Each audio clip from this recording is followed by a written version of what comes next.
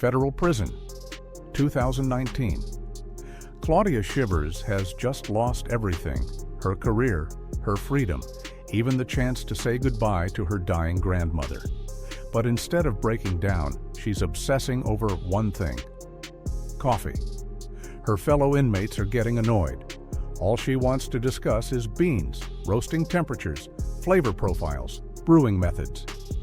They think she's lost her mind, but Claudia has found her purpose.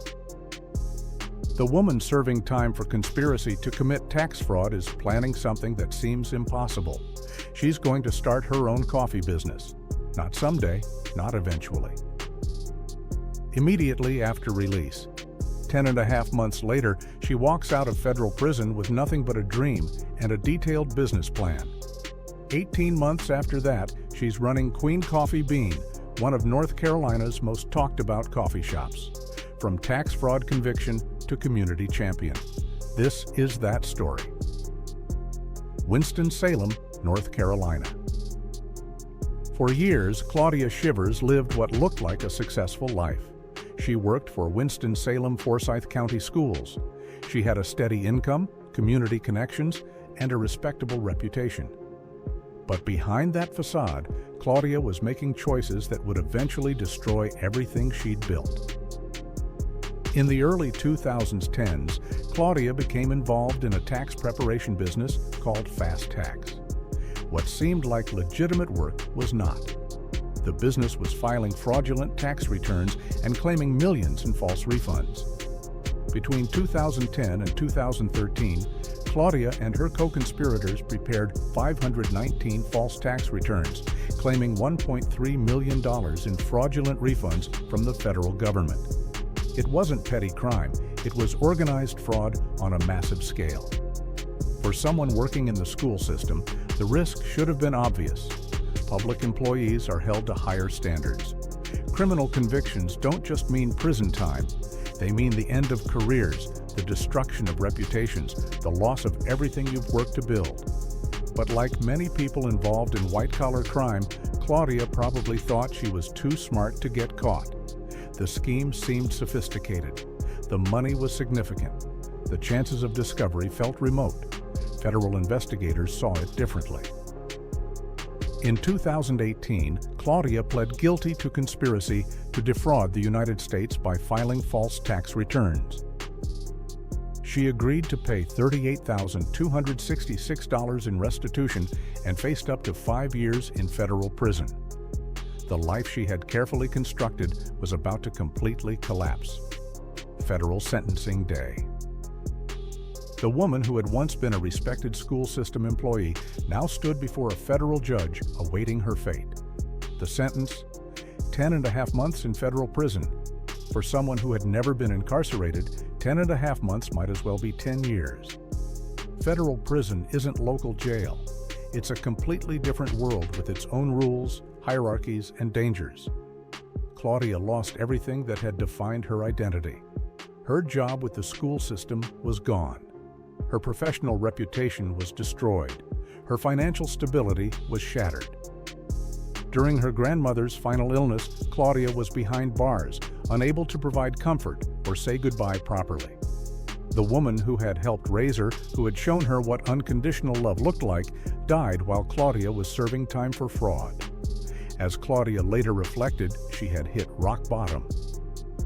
Any semblance of dignity she'd ever possessed was gone. But something remarkable happened during those 10.5 months in federal prison. Instead of surrendering to despair, Claudia began planning for a completely different future. She started talking about coffee, constantly. Her fellow inmates thought she was obsessed. They were right. Coffee became more than a beverage for Claudia. It became a vision. She studied everything about coffee: growing regions, processing methods, roasting techniques, flavor profiles. She read every book, watched every documentary, absorbed every piece of information she could find.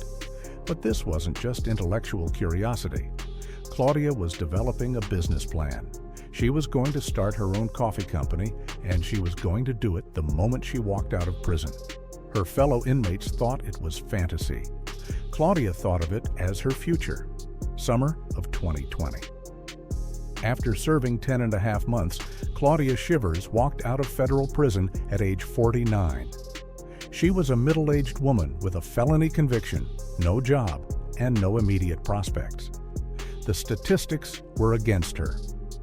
Formerly incarcerated people face unemployment rates significantly higher than the general population. Employers routinely reject applicants with criminal records. Age discrimination makes finding work even harder for older adults. But Claudia had advantages that most formerly incarcerated people lack: education, professional experience, and something even more valuable: a detailed plan for her future. She took a job at Starbucks working the 4 a.m. shift. For most people, that would be temporary employment while searching for something better. For Claudia, it was graduate school in coffee business operations.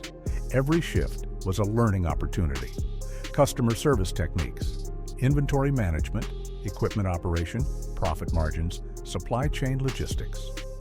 She was getting paid to understand the business she planned to enter.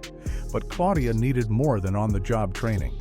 She needed formal business education specifically designed for formerly incarcerated entrepreneurs. That's when she discovered Inmates to Entrepreneurs, a nonprofit organization that provides business training to formerly incarcerated people. Claudia enrolled in their intensive 8-week program. The curriculum covered everything she needed: sales, marketing, accounting, customer service, business plan development. But more than technical skills, the program provided something invaluable: confidence that formerly incarcerated people could succeed as entrepreneurs. For Claudia, the program was transformative. As she later said, "Being an inmate, you only want to go home." The prison experience had stripped away everything non-essential and reminded her what really mattered: family, community, genuine human connection. Those values would become the foundation of her business philosophy. August 2020. Just 2 months out of federal prison, Claudia Shrivers launched Queen Coffee Bean. The name wasn't chosen randomly. It honored her paternal grandmother, Queen Esther Shivers, whose kitchen had been the heart of family gatherings. The woman who had died while Claudia was incarcerated had unknowingly inspired the business that would rebuild her granddaughter's life. But launching a coffee business with a felony record and limited capital required creativity and determination that most entrepreneurs never need. Claudia started small, really small. She roasted beans on her kitchen stove, packaged them by hand, and sold them locally. Her initial sales were just $2,500 per month. Most business consultants would have called that failure.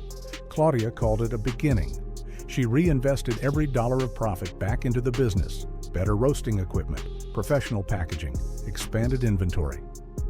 Slowly, Queen Coffee Bean grew from a kitchen operation into a legitimate coffee company. Claudia's approach was different from typical coffee businesses. She didn't just want to sell coffee, she wanted to build community. Her shop aimed to recreate the warmth and welcome of her grandmother's kitchen, where everyone was family and no one was judged by their worst moments. The business philosophy was simple but powerful: treat every customer like they're coming home. Word spread quickly through High Point and beyond. By 2021, Queen Coffee Bean had moved beyond online sales to a physical location. Claudia's kitchen stove operation had become a brick-and-mortar cafe in an underserved neighborhood. Queen Coffee Bean's location wasn't chosen by accident. Claudia deliberately situated her shop in a low-income area because she wanted to serve and employ people who needed opportunities most. Claudia's mission was love, making customers feel at home and treating everyone with dignity. The same dignity she had lost and fought to reclaim after her federal conviction. Her success attracted media attention. Local television stations featured her transformation from federal prisoner to successful entrepreneur. National publications wrote about her unique journey from tax fraud to coffee entrepreneurship. In 2021, she was featured on a television show highlighting formerly incarcerated entrepreneurs. The coverage brought additional customers and recognition, but more importantly, it demonstrated that formerly incarcerated people could become community assets rather than continued liabilities. Claudia didn't keep her success to herself. She joined the board of Inmates to Entrepreneurs, the organization that had provided her business training. She began mentoring other formerly incarcerated people who wanted to start their own businesses. Her message was consistent. Being an inmate was a small part of my story. Prison didn't define her future any more than her tax fraud conviction defined her worth as a human being. Through Queen Coffee Bean, Claudia proved that second chances work when people are given proper support and genuine opportunities. Claudia L. Shivers' journey from federal prison to successful coffee shop owner challenges every assumption about formerly incarcerated people and second chances. 10.5 months in federal prison for tax fraud, loss of career, reputation, and dignity. Released at 49 with a felony record and limited prospects, but she still made it. That's the power of refusing to let your worst moment define your entire story. That's the power of transforming pain into purpose. That's the power of building community one cup at a time. That's the Claudia Shrivers story. Was this interesting? Smash that like button. It literally takes 1 second, but means everything to us. Subscribe to join our amazing community. Turn on notifications so you never miss our latest drops. Don't forget to share this with someone who needs to see it.